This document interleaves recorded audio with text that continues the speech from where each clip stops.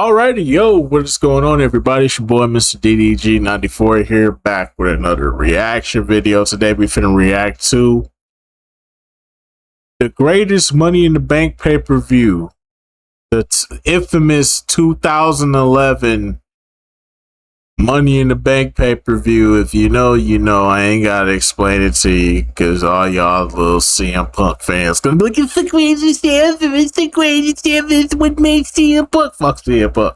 Trash ass nigga. But anyways, though, without further ado, let's get right into this.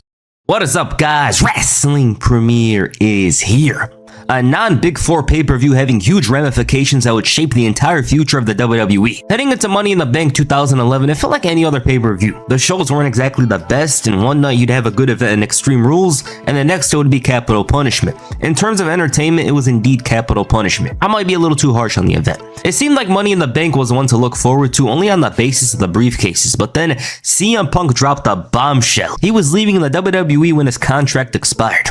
It was pretty known that Punk was unhappy with his position in WWE stemming from the Straight Edge Society storyline, and it seemed as if there was a possibility that Punk was going to test his luck outside the WWE. Punk leaving made this seem like a usual match, with Cena dropping him and moving on. When you look at that time period, it was clear that their big money match was John Cena versus Alberto Del Rio.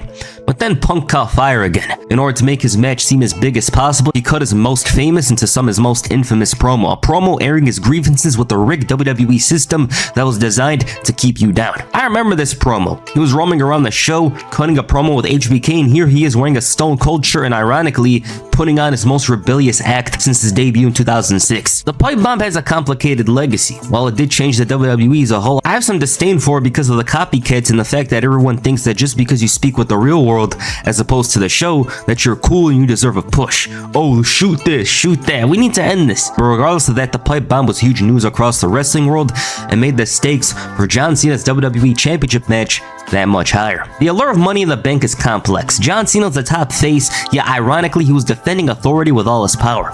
It was partly for his job, but also because he wanted to uphold tradition, whereas CM Punk was reveling in this new position of rebellion. He was no longer a heel. He was very justified in his actions and was one of the first people to call out the John Cena character for what he truly was. Money in the Bank in Chicago was spearheaded by this title match that felt like the biggest in years. You said the first? So Carlito and Edge never cut those. Never cut like deep shoot from the hip promos on Cena before. Batista never did it before. Come on, dog. Come on, man. They've cut. I've heard Edge, Carlito, and Batista cut more.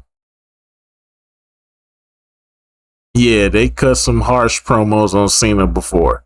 That's all I'm gonna say. CM Punk is not the first. He's just one of many. After all, how often does a wrestler wrestle in the main event with his contract status being public and used as a storyline? Something's gotta give. Money in the Bank 2011, Chicago, Illinois, July 17, 2011.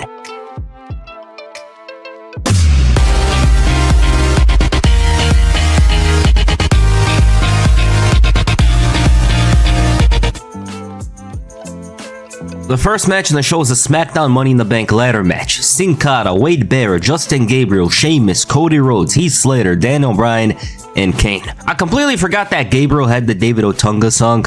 It doesn't really suit him all that much. Now, this ladder match had one clear favorite, and that guy was Wade Barrett. I think most viewed him as the favorite, although Sheamus was close. Cody Rhodes was in looks-maxing hell. Heath Slater had an awesome singles theme song. I was rooting for Cody Rhodes, but I wasn't going to be mad if they gave it to Daniel Bryan. I said it was going to be Cody Rhodes or Daniel Bryan. They're not going to be obvious with it and just give it to fucking Wade Barrett, bro. That's too obvious. Which probably would have enhanced his push. I'm over-exaggerating, but it gives more of a presence. And then there's Daniel Bryan, who was around. Michael Cole called him a nerd, which is typical, but I'd rather be a nerd than a corporate stooge who's forced to be a robot every day. I'm obviously talking about the Michael Cole character. Also, if Ted DiBiase Jr. had better presence, he definitely would have been in this match. It's clear that he's the odd one out. when you look at the SmackDown roster. These guys didn't waste time in bringing out the spots. Good disaster kick spot here. Another great moment here with Bryan avoiding attack and initiating it instead. And the match was moving pretty fast. Everyone's trying to show off their abilities, and I was very into it. I was so into it that I forgot that Sin Cara had a 12% chance of messing up. So many spots happening without the ladders involved. There was a Spanish fly, and that crowd was going crazy. It's funny seeing this because you have to do 4 times more to get the crowd this excited now. Sin Cara unfortunately met his demise and was taken out of the match, although it was probably a blessing because he probably would have messed up something later on. Sheamus had a good reception throughout this one, and he wasn't even a face yet. The battle for the briefcase was on full display. Wade Barrett thought that it was still the core days, and everyone had their moment to shine, but it was clear that it was coming down to the big guys. I noticed that they relied less on ladder spots. It was very distinctive to other ladder matches in the sense that while ladder spots were still prevalent, it wasn't like the match was solely built on these big spots. Daniel Bryan found himself in a wonderful position, much to the surprise of Michael Cole. Sheamus was dominant and dangerous, but similar to Sin Cara, he fell short. Kane had the same fate. Justin Gabriel hit this dangerous 450 with little space, and after Barrett threw him to the outside, 3 remained: Cody, Bryan, and Barrett. Bryan dispatched of Rhodes before getting into a struggle with Barrett over the valuable briefcase. He evaded a wasteland and managed to drop Barrett before going for the briefcase to win the match. The crowd went insane and couldn't believe what they were seeing. Daniel Bryan was Mr. Money in the Bank. Now, I just want to say that this was an underrated ladder match. It's very different to the others in the sense of minimizing the ladder spots. The spots were very different here, and it focused on showcasing every single talent as if it was a normal multi-man match for the most part. Was there ladder spots? Of course, it's a ladder match. What do you expect? But it wasn't all of that. The match wasn't entirely that, and it wasn't designed for the ladder spots. It just happened to be a ladder match, and they decided to add some spots. The man of the match was Sheamus. This guy was everywhere and brought this gritty vibe to the ladder match. He's dropping people with back breakers, Sheamus was definitely power MVP bombs, and all in in all. match. He enhanced this match with his inclusion because every time he was on the attack, it looked like something dangerous was going down. Bryan winning was a massive shock. But the crazy thing is, Daniel Bryan only won that because they was going to have him go through the loser ritual where he loses every match. And then I forgot, I think they was going to make Wade Barrett the champion and then have him overcome Wade Barrett to win the championship. They was going to do like a hero story for Daniel Bryan going into WrestleMania, but I think Wade Barrett got injured and they had to pivot, so he ended up cashing it in around what I want to say, what was it? Was it Survivor Series? Or let's say Survivor Series or the Royal Rumble. It was one of them It was one of them pay-per-views. He ended up cashing it in and getting the title off Mark Henry. Yeah. But he was supposed to do the hero run and ended up becoming a heel. He ended up getting squashed by Sheamus at WrestleMania instead. Fucking Vince. Fucking Vince.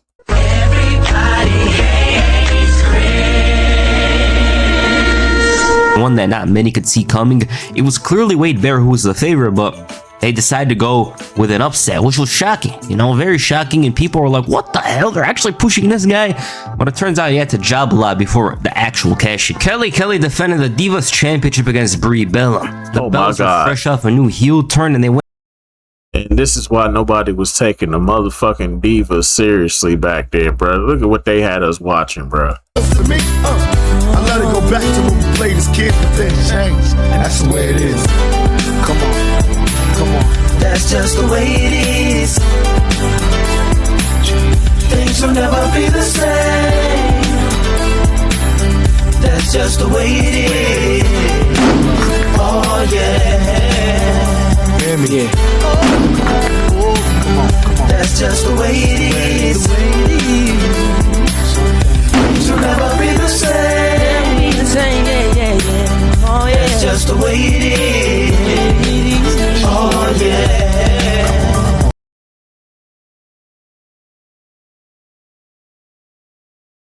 Women's era around this time sucked ass. You got the Bella Twins versus Kelly Kelly. I know somebody gonna be like, Kelly was amazing. No, she wasn't. Kelly was trash, bro. Stop it. You only like Kelly because you think she cute. Other than that, she was trash. So was the Bellas. Above and beyond with the twin magic from here on. Now, this match was moving fast, not in action but in pace. One moment Kelly's on the attack, another brief slowing the pace down with the regular 2000s heel Divas offense, which means a lot of chokes, hair pulling, the corner choke, that kind of stuff. Kelly breaks free and is ready for the comeback, and at this point Brie was the one struggling. She did find a moment, but it wasn't enough for the win. It ended abruptly for Kelly, and that was it. A typical Divas match from the era. And the Bells were so upset, and one of them, I believe it was Nikki, was like, "How couldn't you beat that? She doesn't even eat." But yeah, this feud was centered around how Kelly is not as good as she looks, or as they claim, and that she's skinny. They said she's built like a stick and stuff like that. That's literally the storyline, but the Bella Twins weren't really that relevant from here on until, of course, their short title win a year later. But other than that, this division was mostly focused on Kelly and Beth Phoenix. Okay, Big Show faces Mark Henry. Now, the circumstances of this feud are unique. Big Show was the one who awakened a monster. He KO'd Mark Henry, beat him up, and put up his hoodie like he didn't nearly commit a crime. So it's clear that Big Show was the one who started the Hall of Pain. A big narrative from this story is that Mark Henry had failed to live up to expectations for 15 years. So of course he's going to be extra motivated to take out Big Show. This is a big house battle. Are they moving at 0.75 speed? Yeah, but you could feel the hatred and intensity between them. The best part about this match is that they sold hard for each other because they're almost the same size. Mark Henry strongly focused on Big Show's knee, and this would become an instrumental part of the match. He was already storyline injured. Henry was super dominant and managed to hit a world's strongest slam. Big Show kicked out, shocked the world's strongest man, so he hit another one and a couple of splashes for the win. Okay, this is a perfectly booked match. While Big Show's a tremendous formidable opponent, his slight injury opened way, which in turn established Mark Henry's new heel run, and at the same time create a more intense story for Big Show to chase afterward, because after the match, Henry took him out with a splash onto the leg. And with that, Big Show's the first inductee into the Hall of Pain. Yep, and greatness was created from there. My black brother, greatness was created from there. The Hall of Pain. Goated, nigga. Goated, man. That was a goated moment, bruh. The goddamn Hall of Pain, Mark Henry's title reign, bruh. Goated. Black man. Wonderful booking. Big Show sold the injury so well, he was in a state of panic and pain, and Henry satisfied that he made good on his promise. At this point, it was easy booking. The issue with Henry for many years is that he couldn't make it come together. Whether that's form, as in like health and injuries, his in-ring ability, or the fact that for a giant, he wasn't really terrifying. That's changed now. The next match is the Raw Money in the Bank ladder match. Alberto Del Rio, Kofi Kingston, Jack Swagger, Evan Bourne, R-Truth, Alex Riley, The Miz, and Rey Mysterio. I mean, this one looks so damn obvious if we look at it from the 2011 perspective. R-Truth, though, is the one with the most momentum.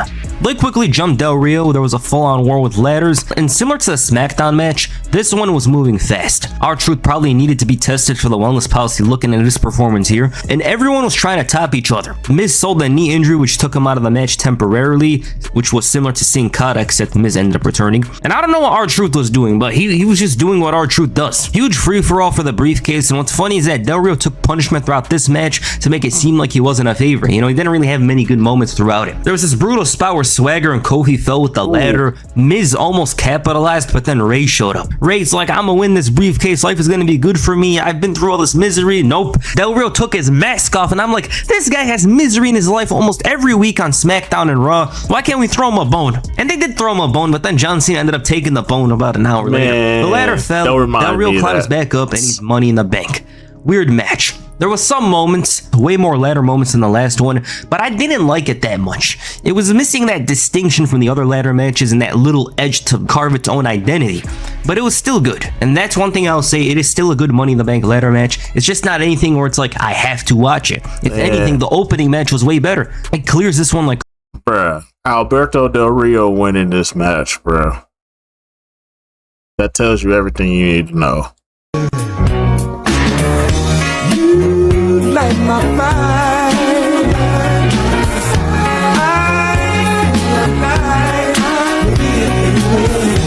You blow my mind. I'm satisfied.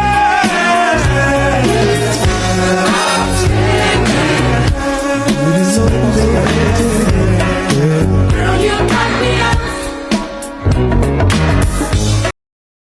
I'm just saying. crazy. But Del Rio was Mr. Money in the Bank, and WWE was positioning him to be one of the top international stars. We all know how it ended up going. Randy Orton defends the World Heavyweight Championship against Christian, a rivalry that carried SmackDown hard. Now, the appeal of this feud is simple. Randy Orton at his best, Christian at his best. Both guys were never destined to have a... This was one of the most underrated feuds of this year, bruh.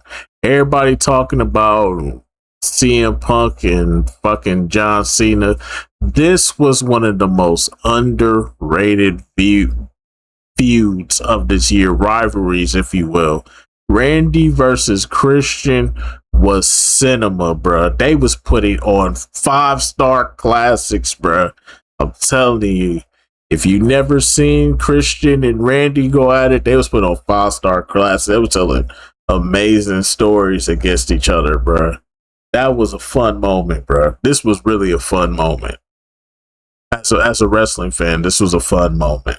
lengthy feud, but with Edge's retirement, it opened way. It also shows how underwhelming a lot of the new guys were to have Christian in the main event. Not saying Christian didn't deserve a push with the way he was positioned for years, it's almost a miracle that he had an entire summer feud with Randy Orton for the World Heavyweight Championship. Christian's heel antics were up to par here as he managed to get in writing that if Randy Orton wins because of bad officiating or gets himself disqualified, then he loses the title. Both men delivered that over the limit in capital punishment. The thing with Christian is that he's very good at this wrestling thing, so good that he brought out final form Randy Orton, who rarely shows up. Let's talk about the match. Christian wanted to test Orton's temper, and he was actually getting some work done with these mind games, seeing as Orton doesn't really have a mind at times. The issue with this strategy was that Randy Orton was extra motivated. You could see great chemistry here, some smooth sequences, and the match was going well once they started focusing on the action. The whole DQ thing was on the back burner until Christian absolutely needed it. Great dropkick from Orton for a near fall, and the match was very back and forth, with both guys having huge moments and opportunities. As the match progressed, it seemed as if Christian knew that his chances were numbered. He managed to hit the kill switch, but Orton kicked out, and that drew a great reaction from the crowd. He wasn't able to keep the Viper down, and if anything, found himself in a dangerous position.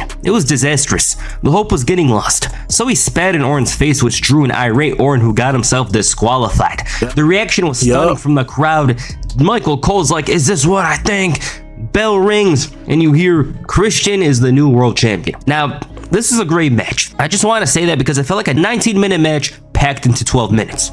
They did so much in here and also didn't fully rely on the DQ drama. Instead, their talents were on full display.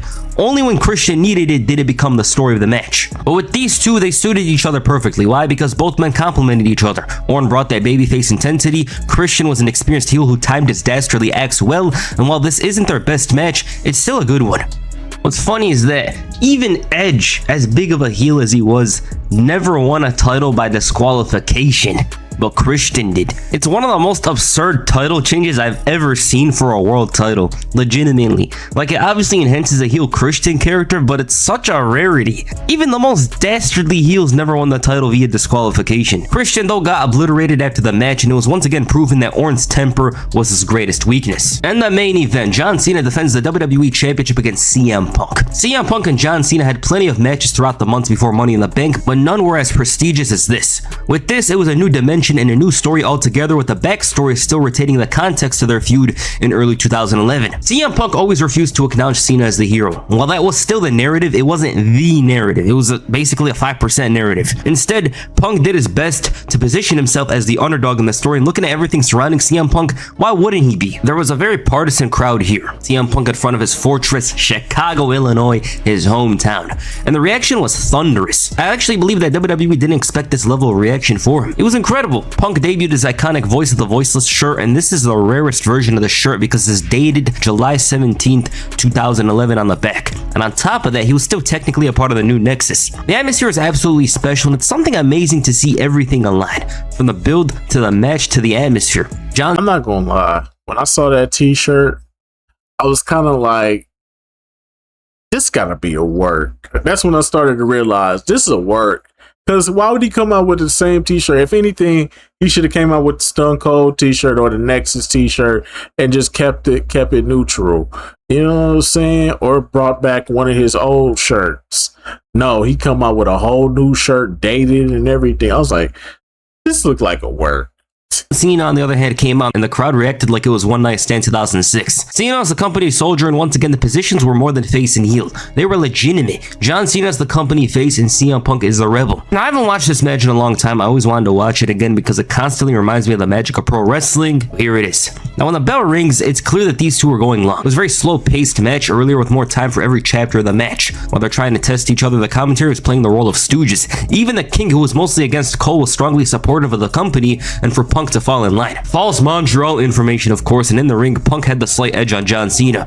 They're trading holds, quick counters, and soon enough, they transitioned away from the wrestling. Both men didn't want to let up and were playing it safe, but eventually that's going to be thrown out of the window. Cena did it emphatically with a clothesline, and there was this intensity simmering from under the ring, and coupled with a crowd who was bound to explode. Neither man had the edge, although you could partly give it to John Cena, who was working as the heel. Big knee to the back of Cena's neck. There was this crossbody where Punk barely got Cena, and at this point, the strength for Punk's offense came from his aerial ability. Is Punk as athletic as me on the top rope? Yes, but it was working for the time being. A huge suplex over the top rope, and this was the most negative the crowd was up to this point. John Cena knew that his advantage was his strength. He was trying out all kinds of things to get the win, and there was a back and forth sequence leading to Punk kicking Cena in the face after the 5-knuckle shuffle attempt and a suicide dive. The crowd was the loudest they had been up to this point because the match was moving fast and you couldn't guess the counter or the moves. Big risk from Punk didn't pay off and Cena was back to work. AA avoided and the element of surprise nearly worked in his favor. Punk caught him with these brutal knees, a bulldog, and then a crossbody. The match is approaching Act 3 and at this point it was mostly even. And it's not like Punk was fighting from under, but Cena was the heel of the match. I will say about this match, the back and forth between Cena and Punk was, that shit was chef's kiss. But then again, I will admit this though, Cena and Punk have always had some of the best chemistry in the ring. I think I would go as far as to say their chemistry is it is almost damn near better than fucking Edge and Cena. Slightly ahead. It was absolutely. The only person I'll put over CM Punk though is AJ Styles. Him and AJ Styles put on bangers, bro. Thrilling. You think Cena's hitting the AA after showing off his strength. You think Punk is hitting the GTS, but he's caught in the STF. And it felt like any other ending in early 2010s WWE. We've seen this time after time again. But then Punk countered into the Anaconda Vice. The crowd was about to explode. Cena escapes, hits AA, and it felt like all the hope was lost for that Chicago crowd. Only for CM Punk to kick out. And the hope was back. The near falls are very thrilling here because it was late in the match. And on top of that, this was not a usual WWE main event match. If you're like, what do you mean by that? Well, at this point, John Cena would usually win the match, even if it was against Triple H or Randy Orton. They were so far away from that. Punk was kicking out of everything to the point that Cena couldn't believe it. The second AA though, surely that would be enough. Nope. The second AA is the best kick out because it really looked like any other ending from 2011 WWE. Punk's passion and conviction showed tremendously here with a full-on fight to avoid the Super AA. He finally hit the GTS, but it was close to the ropes, and then the boss and his assistant Pimp showed up, allegedly. They were trying to screw him over, but in turn they screwed over Cena because he was distracted. Punk capitalized on this with the GTS. 1, 2, 3, new champion. Chicago was in a frenzy. McMahon was in a state of panic and thought Del Rio would be the savior. The fans were actually worried because it was a strong possibility, but he kicked them, kissed the WWE goodbye, and left. Now this match, its reputation precedes it. Why? Because everything about it aligned. Was the athleticism perfect from CM Punk? No, definitely not. What carries this match tremendously is the build and the crowd. From there, they put on a great matchup at that, even with Punk's lack of athleticism. Cena and Punk showed great chemistry here, very back and forth stuff, smooth transitions into the next sequence. It felt seamless and it felt authentic. One thing I really enjoyed about this match is the fact that John Cena was slowly losing his mind as time went on because he couldn't believe that CM Punk was kicking out. And on the other side, CM Punk, who was a heel for the last 2 years, was getting more and more motivated by this crowd to the point where he was almost unstoppable near the end. It's really a special match and one of those that people will talk about 10 years from now. It's really one of those, and I had to make a video on it because it's been 15 years and I thought, good excuse. But yes, CM Punk and John Cena will always be the special match. I think from an in-ring standpoint, the Raw match in 2013 is better, but the reason why this is carried is because it's spontaneous. The build is like, what the hell? This guy's talking in shoot language. They got this build where if Cena loses, he's fired, and on top of that, this event is in CM Punk's hometown. Everything about it aligned, and then they had the great in-ring action following it. Everything about it aligned, and for that, it's one of those matches that you have to watch every once in a while to understand and remember that there's that special magic about pro wrestling. All right, that's Money in the Bank 2011. Great event. What makes it great? Passes by quick. Nothing's terrible on here. Everything was for a purpose for the most part, especially the Big Show and Mark Henry match. I know some people are like, oh, that match wasn't that good. It served its purpose in establishing Mark Henry's new Hall of Fame. But exactly, it served its purpose. The The Money in the Bank ladder match served its purpose, except the Raw one, because Alberto Del Rio, come on, who the fuck wants to see Alberto Del Rio? I'm just saying. Best Money in the Bank ladder match was, of course, the SmackDown one. I mentioned earlier why, because I felt like they were more creative with that, whereas the Raw match was more through the motions type thing. Other than that, this is a great event and a very easy watch. There's a reason why people consider it the best pay-per-view of 2011, and a part of that is because of the crowd, which was a crowd that you don't usually see in WWE at that time. You know, the Chicago crowd, you have to go back to 2003 or something for a big-ass crowd that was as loud as Chicago was on. You mean WrestleMania 22? Because that was in Chicago, sir. This night. Now, I don't even need to mention the main event. It was definitely match of the year for obvious reasons because everything aligned. So yeah. All right, what you guys think of Money in the Bank 2011? Please comment down below. And that's it for this video. Make sure you hit the world's strongest slam on the like button, perhaps the GTS on the subscribe button. Peace. I'm out. Alrighty, man. That's just gonna about do it for this one, most definitely, man. Hey, man. This really was a great pay-per-view. Even though I'm not a CM Punk fan in the slightest, I can admit this was a great pay-per-view, bro. Great pay-per-view. Established some of the best feuds. Established stories going forward. Yo, this was a pivotal moment in WWE, bro. It's a shame that they fucked up so bad going forward. But this was a great pay-per-view. But everything else they did after this pay-per-view, it's only one way to describe it. 3 letters!